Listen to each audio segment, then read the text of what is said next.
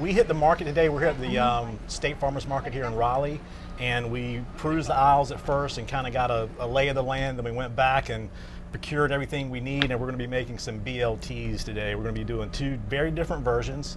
Heidi, tell us about yours first. So mine is more of a vegetarian version. I won't say vegetarian because I've got eggs and cheese, but it's meatless. So instead of the B in BLT, the bacon, I'm going to do a sort of a play on bacon with mushrooms, which so many great wild mushrooms grow in the state and are available right here at the market. There was a beautiful selection. These people are from Carolina Mushroom Farm in Willow Springs. They're gorgeous mushrooms. And so I'm going to make a bacon-like thing out of those. It's going to replace the salty part in the sandwich. And then I'm going to do fried green tomatoes with a little bit of local cheese from my friends at Chapel Hill Creamery, our friends at Chapel Hill Creamery. This is their farmer's cheese. And you can only get this locally here in Raleigh, in the Raleigh, Chapel Hill, Cary area. So I was excited, and we don't see it in Charlotte. And then we're going to add some cucumbers to that. Very good. And these mushrooms, they're great. They're really dry, so you can get them really crispy and caramelized. And with most mushrooms have a high level of umami, right? Which is it's in bacon and tomatoes. So that's why people love BLT so much, for all the umami that's in there. But when you cook these, like, they legitimately taste like bacon. So that's going to be a lot of fun. Mine's going to be a little more traditional than that, but I'm going to do a few little spins on it.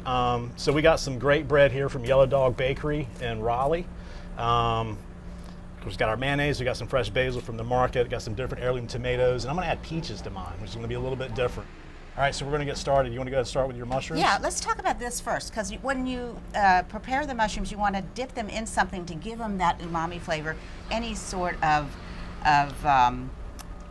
smoky, salty tasting thing, so that you replicate the taste of bacon. These are shiitake mushrooms. I have two different kinds of mushrooms today. These are shiitakes, but it's the caps that we want to use for this. So we've got that done. And then these, I just love these. These are oyster mushrooms.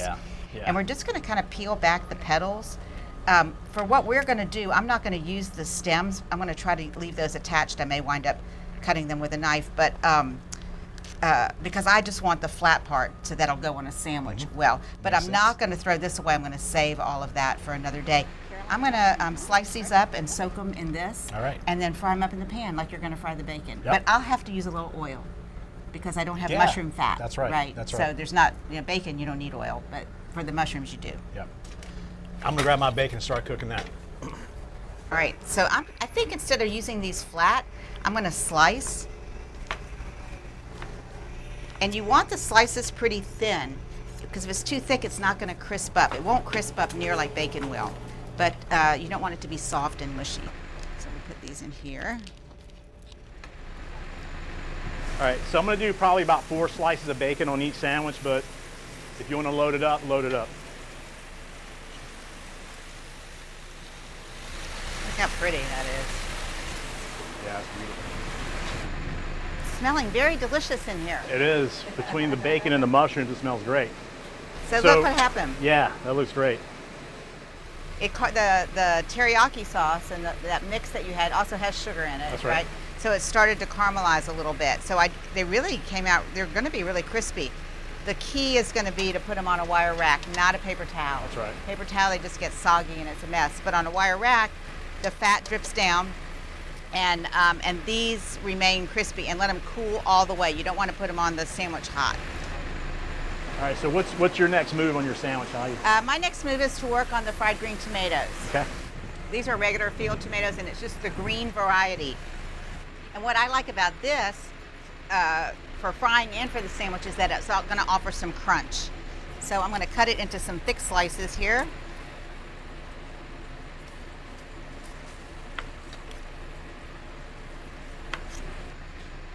So I've got my eggs beaten up. I've got this breader, and all I'm going to do is, now, chefs and cookbooks will tell you have one hand for dry and one hand for wet.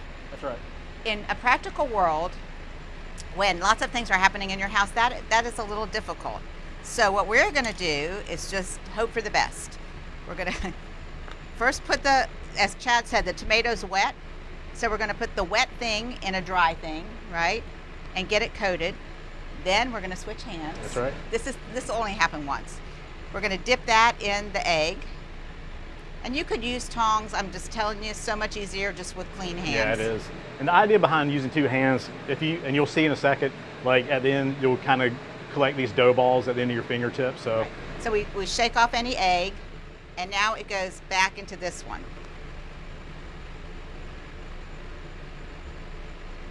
And then you get that all coated. And I know you like a nice light coating, right? I do. Yeah. I don't like fried green tomatoes that are battery, like a tempura or too heavy, particularly not on a sandwich, because then you got coating and bread. I just want a nice crispy crunch. So there we go. Now what marries this together and makes it stick is the wire rack. This is a really good tip. If you just put this in the hot oil, all this breading and egg just comes off. I'm gonna talk about bread for a second. Okay, good. So again, this came from Yellow Dog Bakery off of Person Street in Raleigh. So this is my opinion about about sandwiches, especially a BLT. I like a softer bread for this, and it's kind of like burgers. Like, look, this is just my humble opinion, but I don't think burgers should go on a crusty bread. Like, it makes it awkward to eat. I love crusty bread, but not for that kind of sandwich. And same with the BLT. So this was actually their honey wheat loaf, and it's beautiful. You can see the blistering and the color on top. And it's got just the right amount of crust to it, right?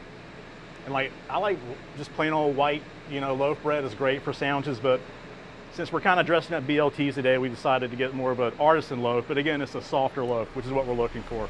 Now, beautiful bread and a gorgeous bakery. Yeah. Beautiful. By the way, yeah. Do you like a thicker slice for your sandwich? No, I think I want thinner slices. Kind of like that? Yeah. That good right there? Big enough to hold it, but because I've got the breaded tomatoes, I just don't want so much bread. This is what happens when you use the same hand and you're not back and forth. So you get these little nubbies, right? That's right. So we'll just wipe those off. And then I'm going to let these sit for about a minute before I put them in the hot fat. And I'm going to use the same fat I did the mushrooms in. Yeah, I got you heated up. You're ready to go right there. What's your next? What are you doing next? So all my stuff is raw, but I'm going to, again, do the twist. So I'm going to go ahead and prep these peaches. You can leave the skin on them if you like. I tend to take the skin off. I mean, if I was out in the field, I'd probably just eat it like this, but since we're doing a sandwich, and like, you can use a vegetable peeler. I'm kind of peeling these like you would a cantaloupe or a melon or something like that. Okay, Chad, I'm going to do what I do when I'm cooking and I'm blogging about it. So I'm going to take a picture. Okay, yeah.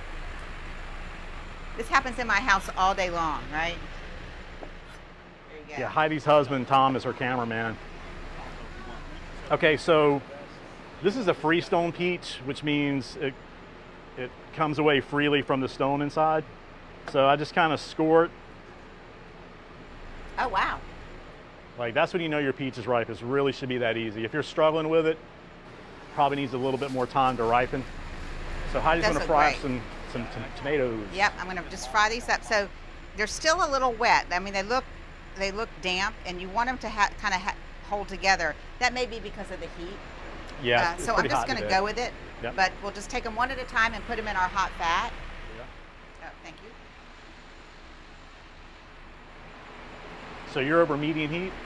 Yeah, medium high. Okay. I think. I don't know this stove. Yeah. And this is a cast iron pan, so it's really going to hold the heat. It will hold the heat for a long time. Yeah. At home, I might just start on high. So yeah, when you're making a sandwich of any kind, like, make your layers. You have multi-layers, but make them thin. I think it eats better and the texture's better. So if you got a big hunk of tomato like that, it's probably going to slide out the back end. So I think that's an ideal situation right there.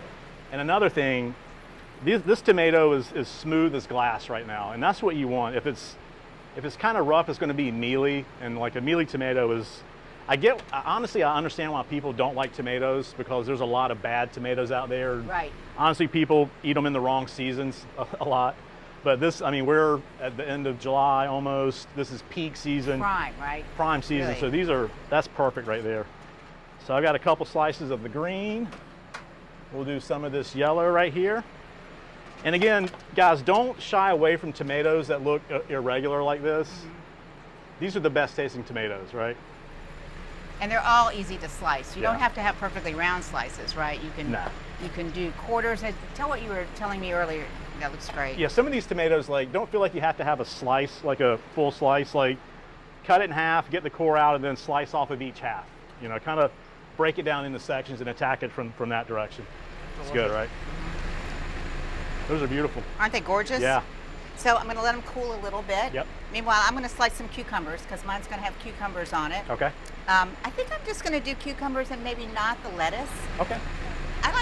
For sandwiches, I like to slice my cucumbers lengthwise, and I love using these little curvy cubes. Yeah, those are my favorite.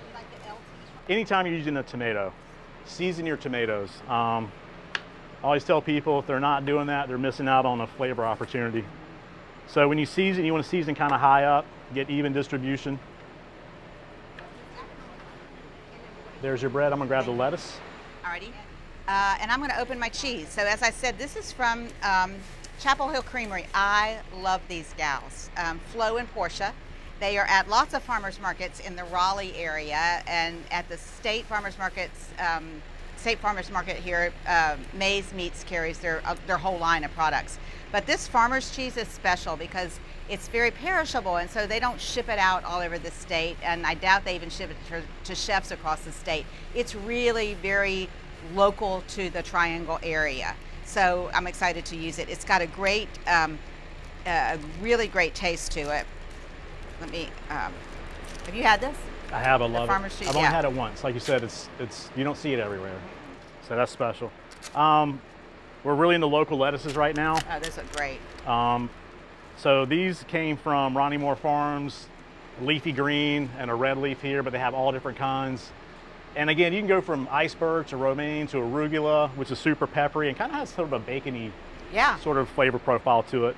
These are pretty mild. I figure I've got enough flavor going on to the sandwich so that this can be kind of a little bit of a mild buffer, I guess. It's another pretty color profile. Yours is going to be beautiful color. I'm going to use 2 different kinds too, so yeah. I'm going to taste the farmer's cheese. I like it because it's soft, almost spreadable. It is, and if you sat this out long enough, it would be spreadable, right? Yeah. Brought it to room temperature. That's salty delicious. and buttery. Salty and buttery. That's exactly what I was going to say. So I'm going with a thin layer of cheese on either slice of bread instead of a spread of mayo. All right, and I'm going to do mayonnaise on both of mine. All right, and can I just mention, Duke's is also a local product, South Carolina, so not North Carolina, but it's a over 100-year-old company. That's right. I'm going to use these. This is Thai basil we got from Ronnie Moore Farms also. And you can see these buds here, they're purple. I'm just going to use those because they're really intense and they're really pretty. And it's going to add a little texture great. too.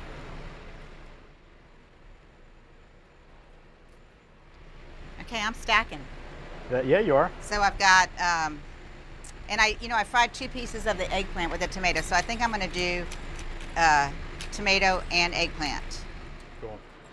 Add a little bit of pepper to my mayonnaise. If I see something white like gravy or mayonnaise, I'm just compelled to put black pepper on it for some reason. So, all right, I'm going to build 2. So,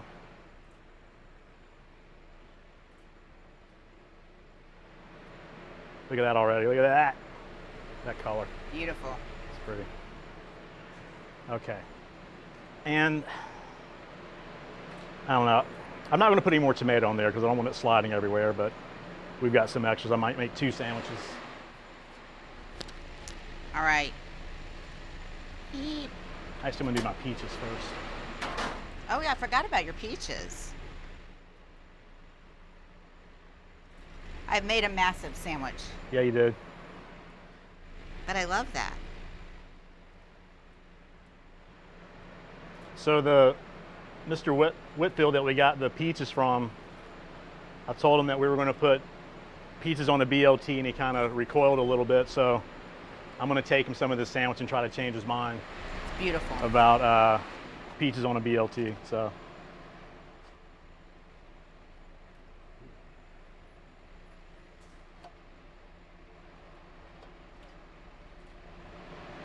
Last Not piece. a lot of tomatoes, but let's just pile on the bacon. Why not? All right. So 2 different lettuces on here. Beautiful. All right, I think we're good. It's the great tomato sandwich wars. We're going to, there you Switch. go. I'm going to try Thank Heidi's. you. Oh my gosh, Here we go. huge. These peaches are amazing. Yeah. I just can't wait to taste them on Cheers. this sandwich. Cheers. Tink. Wow. It's really good. It's not a traditional BLT, obviously, but it's very reminiscent of a BLT. And I like the cucumber in place of the lettuce. That's a great idea. I like the crunch in that. This is very juicy and Right. delicious. All the tomatoes, all the peaches, but the crisp of the bacon and the lettuce really adds to that. It's really good. I'm pretty happy. Bravo. Yeah. Thanks. So there's lots of ways to make a BLT. Try some different stuff. You know, we were talking to one of the farmers who doesn't like tomatoes, but she likes eggplant. So fry up some eggplant slices and put those on a sandwich with some bacon and lettuce and mayonnaise or whatever, you know, so. Just use your imagination. If you like, we were sitting here eating all the ingredients. So if you like all the ingredients, they're going to taste great together on a sandwich, right? Absolutely, yeah. All right, guys, thank you for joining us.